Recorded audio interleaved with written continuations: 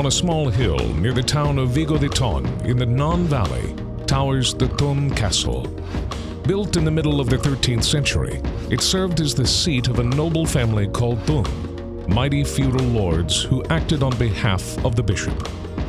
Castle Thun is an impressive half-civil, half-military building, featuring a sophisticated defensive system with strong towers and solid walls.